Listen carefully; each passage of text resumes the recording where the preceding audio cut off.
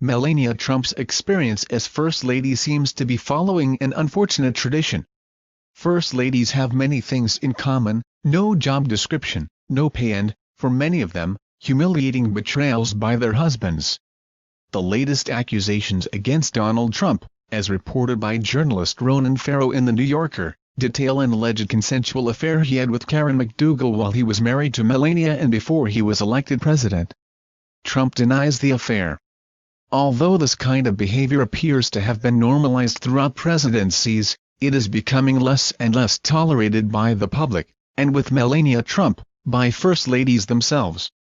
Following the latest allegation, Melania noticeably did not walk with her husband to Marine One before they departed to visit the Florida. This shift is happening, perhaps in part, because of the cultural shift brought on by the Me Too movement.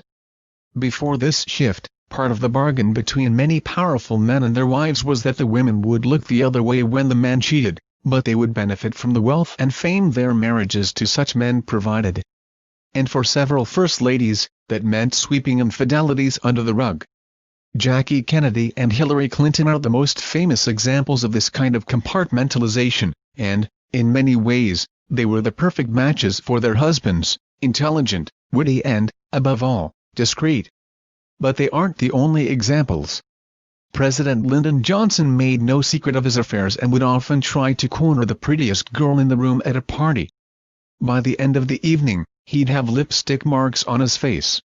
His wife, Lady Bird, would sometimes be in the same room and would plead with him to stop embarrassing her.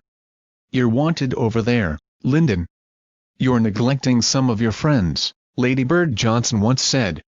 Travis Bryant, a White House electrician who also cared for the first family's dogs, said Johnson had inherited 2 female reporters from President John F. Kennedy. "He would mention one or the other to me as all woman or a lot of woman and even accord the ultimate compliment he ordinarily reserved for his favorite dog, Yuki, telling me they were pretty as a polecat." After her husband died, Lady Bird Johnson was asked by Barbara Walters about President Johnson's reputation as a womanizer. She laughed and said, "Oh, Lyndon was a people lover." And that certainly did not exclude half the people in the world, women. Lady Bird's predecessor Jackie Kennedy is one of the most famous examples of these kinds of constant humiliations. However, when the Kennedys were in the White House, reporters agreed not to publish details of JFK's indiscretions. Jackie once told her friend, U.S. Ambassador to the United Nations Adlai Stevenson, "I don't care how many girls Jack sleeps with as long as I know he knows it's wrong, and I think he does now." Sir Alistair Granville Forbes was a close friend of Jack and Jackie and, in 1956, staged a sort of intervention with Kennedy, warning him to be less flagrant in his philandering if he wanted to pursue the presidency. "Jack was very, very attracted to women who were very attracted to him," he said. The same seems to be true of many presidents who crave adulation. The most recent case was, of course, the Clintons. During the 1992 presidential campaign, Susan Thomases, a lawyer and close friend of both Clintons, issued Bill Clinton a similar warning to the one Forbes gave to JFK decades earlier: "You're stupid enough to blow this whole presidential thing over your.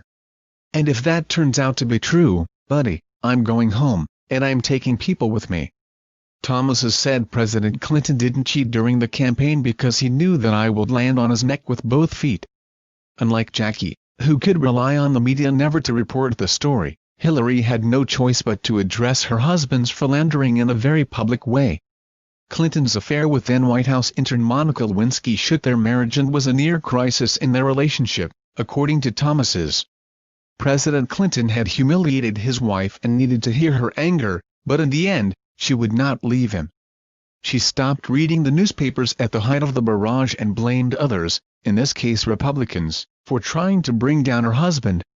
She worked out a resolution that worked for her, Thomases said. It was important for her to keep their marriage together. The day after Bill Clinton testified before a grand jury about his affair, Chelsea Clinton held both of her parents' hands as they crossed the lawn to Marine One for their annual Martha's Vineyard summer vacation. It remains to be seen if the Trumps will have that same moment, acknowledging the difficulties in their marriage but moving forward together.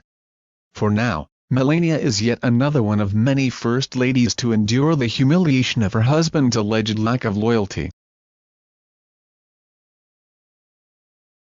Please subscribe channel. Thank you for watching.